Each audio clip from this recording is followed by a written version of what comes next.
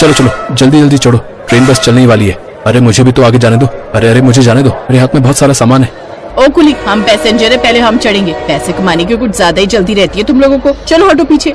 राजेश नाम का एक कुली अपने दोनों हाथों में बड़े बड़े बैग, एक बड़ा सा बैग अपने सर पर रखकर ट्रेन में चढ़ने की कोशिश कर रहा था, लेकिन ट्रेन में बहुत भीड़ थी। लोग उसे धक्के मार मार कर अंदर घुसे जा रहे थे कि तभी अचानक ट्रेन चलने लगी, लेकिन राजेश सामान लेकर अंदर नहीं घुस पाया। अरे यार, ये ट्रेन तो चलने लगी, जिसका ये सामान है वो तो अंदर ही है। उनका सामान मुझे पहुंचाना पड़ेगा किसी भी कीमत पर। राजेश ट्रेन के पीछे पीछे भागने लगा। उसने किसी तरह ट्रेन तो पकड़ ली, लेकिन फिसल कर गिर गया। थोड़ी देर बाद वो किसी अस्पताल में पहुंच गया। वहाँ पर उसकी पत्नी ममता और उसकी बूढ़ी माँ मौजूद थे। ये सब क्या हो गया बेटा? मैंने तुझे कितनी बार कहा कि जल्दबाजी मत किया कर, स्टेशन पर वहाँ बहुत भीड़ होती है। इतना ज्यादा सामान लेने जाने की क्या जरूरत थी? जान से भी ज्यादा कीमती है क्या? डॉक्टर साहब, ये सब कैसे हो गया? देखिए, मजबूरी में मुझे इनका हाथ काटना पड़ा। इनका एक हाथ ट्रेन के नीचे आ गया था, इसीलिए हाथ काटने के अलावा मेरे पास कोई रास्ता नहीं था। अब इन्हें अपनी पूरी जिंदगी एक हाथ से ही बितानी पड़ेगी। डॉक्टर साहब, मेरे परिवार में कमाने वाला सिर्फ मैं ही था। अब मेरी माँ और मेरी पत्नी का क्या होगा? आप अपने दिमाग पर ज्यादा जोर मत डालिए। ये लीजिए, मैं आपके लिए खाना बना कर लाई हूँ, खा लीजिए। डॉक्टर साहब वहाँ से चले गए। ममता ने टिफिन खोलकर खाना परोस दिया। खाने में दाल चावल सब्जी के अलावा एक लाल मिर्च का पकौड़ा भी था। पकौड़ा देखकर राजेश का चेहरा खिल उठा। ममता, मेरी जिंदगी में चाहे जितनी परेशानियां आ जाए, जैसे ही तुम्हारे हाथ का लाल मिर्च का पकौड़ा देखता हूँ मैं खुश हो जाता हूँ। मैं कितना खुश नसीब हूँ कि मुझे तुम्हारे हाथ का लाल मिर्च का पकौड़ा खाने को मिलता है। बाकी लोगों का ऐसा नसीब नहीं है। उसकी ये बात सुनकर ममता के दिमाग में ख्याल आया। उसने कहा, अब बाकी लोगों को भी नसीब होगा। 2 दिन बाद ममता और उसकी माँ राजेश को लेकर घर आ गए और वहीं पर दवाई चलने लगी। कमाने वाला भी कोई नहीं था, इसलिए ममता ने अपनी सास और पति से कहा, राजेश जी, जिस स्टेशन पर आप कुली का काम करते थे, उसी स्टेशन पर मैं लाल और हरी मिर्च के पकौड़े बेचूंगी। सासू माँ, आप हमारे घर के आंगन में मिर्च बो दीजिए ताकि लोगों को ताजे मिर्च का पकौड़ा खाने को मिले। लेकिन ममता, तुम ये सब क्यों करोगी? लोग क्या कहेंगे कि अपनी बीवी की कमाई खा रहा है। लोग हमारे घर में खाना देने नहीं जाएंगे और न ही कोई आपका इलाज कराएगा। मैं भी इस परिवार का हिस्सा हूँ। मैं जो करना चाहती हूँ मुझे करने दीजिए। सासू माँ, चलिए बाजार से मिर्च के बीज लेकर आते हैं। ममता और उसकी सास बाजार से बीज लेकर आए और आंगन में बो दिया। कुछ ही दिनों बाद बहुत बड़े बड़े हरी और लाल मिर्च उगाए। ममता ने ढेर सारे लाल और हरी मिर्च के पकौड़े बनाए और स्टेशन पर बेचने चली गई। जल्दी से कोई ट्रेन आ जाए, ट्रेन के अंदर घुसकर बेचती हूँ। थोड़ी देर बाद एक ट्रेन आ गई। ममता सारे पकौड़े लेकर ट्रेन के अंदर घुस गई। लाल मिर्च, हरी मिर्च के ताजे पकौड़े खाइए। ऐसे पकौड़े आपने कभी नहीं खाए होंगे, वो भी सिर्फ 10 के 2, 10 के 2, 10 के 2। अरे बिटिया, इन पकौड़ों की महक तो बहुत अच्छी आ रही है। जल्दी से 2 पकौड़े मुझे भी दे दो। जी आंटी, अभी दिया, ये लीजिए। बेटा, मुझे भी 4 पकौड़े देना जरा, देखने में बड़े अच्छे लग रहे हैं। हाँ अंकल, बिल्कुल, ये लीजिए। पहले आप लोग पकौड़े खा लीजिए, पैसे बाद में देना अगर पसंद आए तो इस तरह थोड़ी ही देर में पूरी बोगी ने उसके पकौड़े खरीद लिए और उसके सारे पकौड़े खत्म हो गए।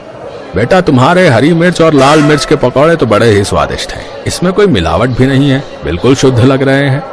हाँ बेटी, इतनी कम कीमत में तुम पकौड़े बेच रही हो। अगर तुम 10 का एक भी दोगी तो भी हम ले लेंगे। आप लोगों का बहुत बहुत धन्यवाद।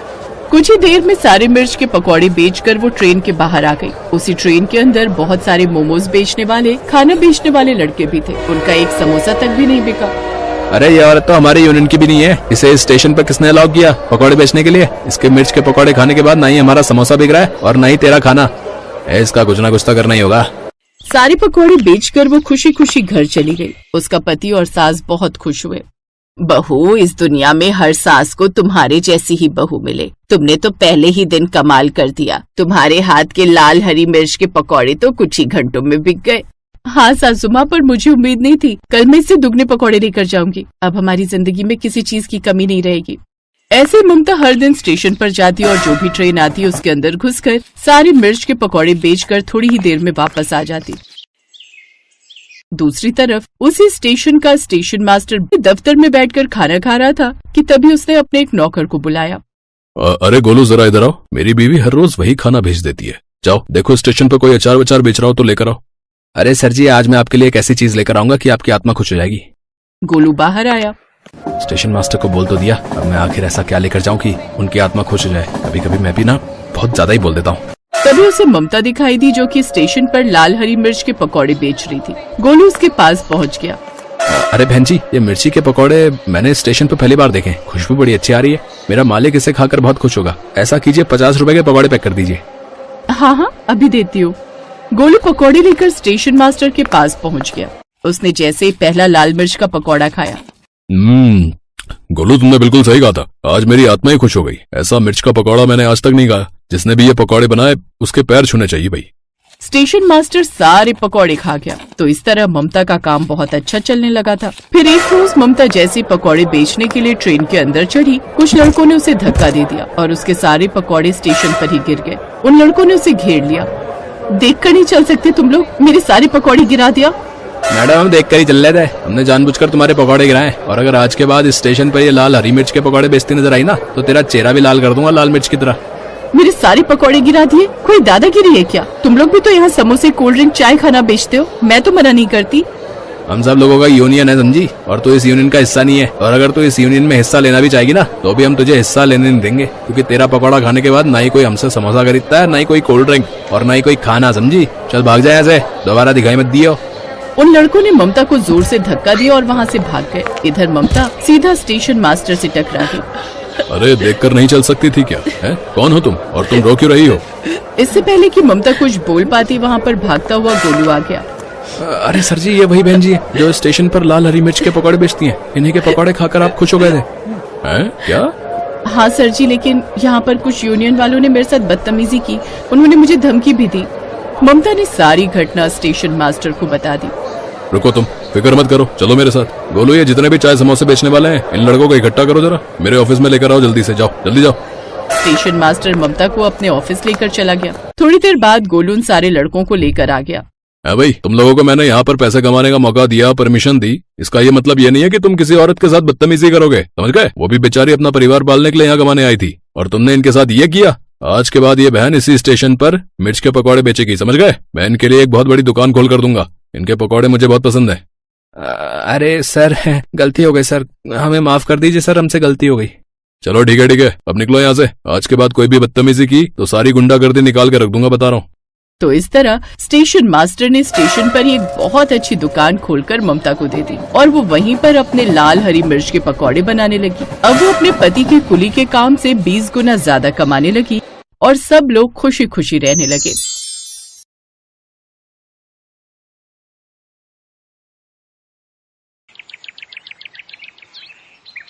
चंदू एक चोर था। वो स्टेशन पर खड़ा रहता था, और जैसे ही ट्रेन चलती थी वैसे ही खिड़की पर जो भी मोबाइल चलाता हुआ उसे दिख जाता था, उसका मोबाइल फोन छीनकर वहाँ से भाग जाता था। ट्रेन चलने लगती थी, इसीलिए कोई ट्रेन से कूदने की हिम्मत भी नहीं कर पाता था। अरे वाह, आज तो आईफोन मिल गया। ये कम से कम 20-25 हजार में तो बिक ही जाएगा। चंदू मोबाइल लेकर चोर बाजार पहुँच गया। वो किसी दुकान पर जाकर मोबाइल बेचने लगा। अरे चंदू, आज तो लंबा हाथ मार लिया तूने, लेकिन ये इतना महंगा फोन मैं नहीं ले सकता भाई। इस मोबाइल में बहुत सिक्योरिटी होती है, मैं तुरंत पकड़ा जाऊंगा भाई। कमाल करते हो बिहारी लाल। मैं एक चोर होकर इतना महंगा फोन चोरी करते हुए नहीं डरा, और तुम ये फोन खरीदते समय डर रहे हो? यार, तुम लोग तो दिन भर दुकान में बैठे रहते हो बे। हम लोगों को रिस्क लेना पड़ता है, समझे? और मेहनत भी करनी पड़ती है। चुपचाप ये फोन ले लो, समझे? वरना आप। इतने में पीछे से चंदू के कंधे पर किसी ने हाथ रखा। उसने पलटकर पीछे देखा तो एक लंबा चौड़ा आदमी था। हाँ भाई, लाओ ये फोन मुझे दे दो। ठीक है, मुझे तो किसी ना किसी को फोन बेचना ही है। ले लो, निकालो 5000। हाँ, अपना हाथ आगे बढ़ाओ, देता हूँ। चंदू को कुछ समझ नहीं आया, लेकिन जैसे ही उसने अपना हाथ बढ़ाया, वैसे ही उस आदमी ने चंदू के दोनों हाथों में हथकड़ियां पहना दी। इतने में बहुत सारे पुलिस वाले वहाँ पर आ गए। अरे ये सब क्या है? ये तो धोखा हुआ है मेरे साथ है। अच्छा, एक छोटा सा धोखा खाकर तुम्हें कष्ट हो रहा है, और जो तुम लोगों की मेहनत से कमाए हुए मोबाइल फोन, उनका पर्स चोरी कर लेते हो, तब उन लोगों पर क्या बीतती होगी? इस बात का तुम्हें अंदाजा नहीं हुआ? मैं हूँ इस इलाके का एसीपी। तुमने इस बार गलत आदमी का फोन छीन लिया। इस तरह से पुलिस ने चंदू को जेल में डाल दिया। वो जेल में कभी कविताएं पढ़ा करता था तो कभी गाने गाया करता था। उसका व्यवहार देखकर सब लोग बहुत खुश हो गए, और उसे जेल से 6 महीने बाद छोड़ दिया गया। देखो, तुम्हारे अच्छे व्यवहार की वजह से तुम्हें छोड़ा जा रहा है। बाहर निकलने के बाद मेरी नजर तुम पर हमेशा रहेगी। चोरी करना बंद कर दो, कुछ ढंग का काम धंधा करो। लेकिन मैं तो पढ़ा लिखा भी नहीं हूँ, मुझे काम कौन देगा? तुम्हें दूसरे के यहाँ नौकरी करने को किसने कहा? बर्गर, पिज्जा, पापड़, गोलगप्पे, चाय, कुछ भी बेचो। खैर, चंदू 6 महीने बाद जेल से छूटकर अपनी झोपड़पट्टी में आ गया और मन ही मन सोचने लगा।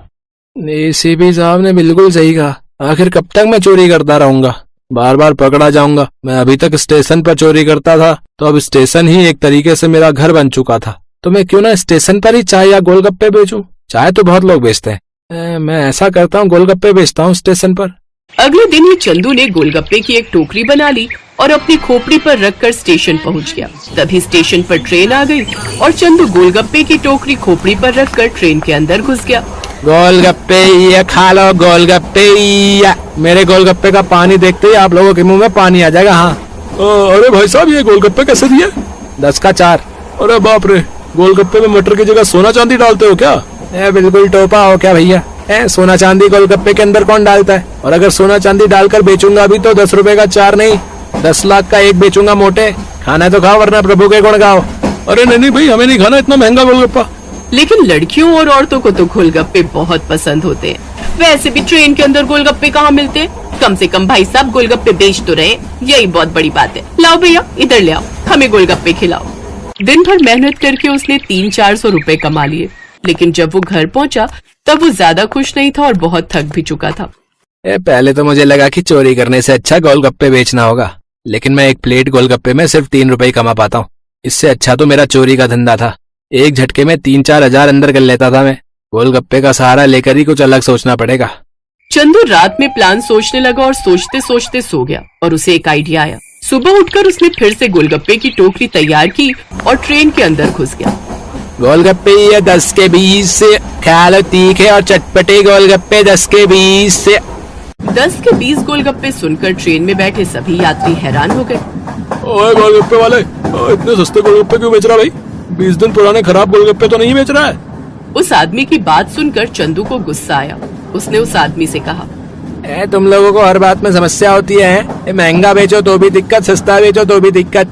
अगर मेरे गोलगप्पों में जरा सी भी खराबी निकली तो मैं अपनी बीवी तुझे दान कर दूंगा, पर अगर मेरे गोलगप्पे बिल्कुल ताजा निकले तो तुझे अपनी बीवी मुझे दान करनी होगी। बोल मंजूर है? ये कैसी शर्त है भाई? क्यों? अगर तुझे इतना ही कॉन्फिडेंस है कि मेरे गोलगप्पे खराब है तो डर क्यों रहा है? अरे भैया छोड़ो इन लोगों को, ये मर्द जात होती ही ऐसी है, हर बात पर शक करने की बीमारी होती है। इतने सस्ते गोलगप्पे बेच रहे हो तुम, आज के बाद तो मैं हर रोज इस ट्रेन में सफर किया करूंगी। जल्दी से हमें गोलगप्पे खिलाओ, अब रहा नहीं जाता। चंदू सभी को गोलगप्पे खिलाने लगा। धीरे धीरे वहाँ बहुत सारे लोगों की भीड़ लग गई। आदमी, लड़के, औरतें, लड़कियाँ सब उसके पास आ गए। भीड़ का फायदा उठाकर उसने लोगों की बहुत सारी पर्स मार ली। रात को जब वो घर पहुँचा और बैग खोला तो उसमें ढेर सारे पर्स थे। ये हुई ना बात। इस तरह उसके पास करीब 30,000 रुपए इकट्ठा हो गए। क्या बात है, ये प्लान तो कामयाब हो गया। एक ही दिन में 30,000, ऐसे तो कुछ ही दिनों में मैं लखपति बन जाऊंगा। तो ये उसका अब रोज का काम हो गया। सस्ते गोलगप्पे के लालच में लोग उसके पास भीड़ लगा लेते थे, जिसका फायदा उठाकर वो लोगों के पर्स बहुत ही आसानी से मार लिया करता था। ऐसा करते करते महीनों बीत गए। एक रात जब चंदू पर्स गिन रहा था तब उसे एक बहुत ही सुंदर पर्स दिखाई दिया। वो पर्स कुछ अलग ही लग रहा था और मजबूत भी था। अरे वाह, ये पर्स तो दमदार है, इसे तो मैं ही रखूंगा। अगले दिन फिर वो टोकरी लेकर स्टेशन पहुंच गया। ट्रेन के अंदर वो फिर से लोगों को गोलगप्पे खिलाने लगा। वहीं दूसरी तरफ एक आदमी ने जाकर आरपीएफ से शिकायत की। साहब, लगता है स्टेशन पर पर्स मारने का कोई गैंग आ गया है।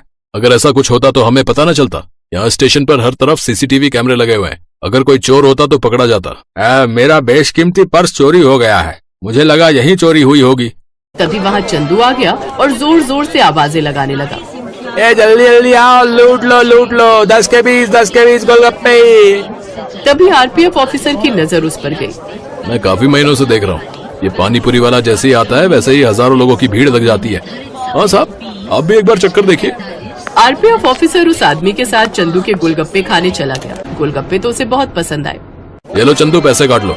साहब 500 का नोट छुट्टे नहीं है क्या? अरे छुट्टे होते तो 500 का नोट क्यों पकड़ा था? ठीक है साहब, लाओ देता हूँ। चंदू ने छुट्टे देने के लिए अपनी जेब से पर्स निकाला। वो पर्स वही क्रोकोडाइल वाला था। आरपीएफ के साथ वाला आदमी वो पर्स देखकर हैरान हो गया। भाई साहब, ये पर्स किसका है? ये पर्स मेरा है, और किसका है? नहीं साहब, ये तो मेरा पर्स है। मैं इसी पर्स की शिकायत लेकर आपके पास आया था। मैंने मगरमच्छ की खाल से ये पर्स खुद बनवाया था। अच्छा, तो तू ही गोलगप्पे की आड़ में लोगों के पर्स मारता था। चल मेरे साथ। आरपीएफ वाला उसे थाने ले गया। वहाँ उसे वही एसीपी मिला। सर यही वो चोर है जो अभी तक हजारों लोगों के पर्स चोरी कर चुका है। चंदू, मैंने तुझे समझाया था ना, फिर भी तू नहीं समझा। पिछली बार तो मैंने तुझे 6 महीने में छोड़ दिया था, पर इस बार तो लंबा अंदर जाएगा बे। तो इस तरह से चंदू चोर पकड़ा गया और उसे 20 साल की सजा मिली। इसीलिए हमें कभी भी गलत रास्ता नहीं अपनाना चाहिए, कभी न कभी तो पकड़े जाना ही है।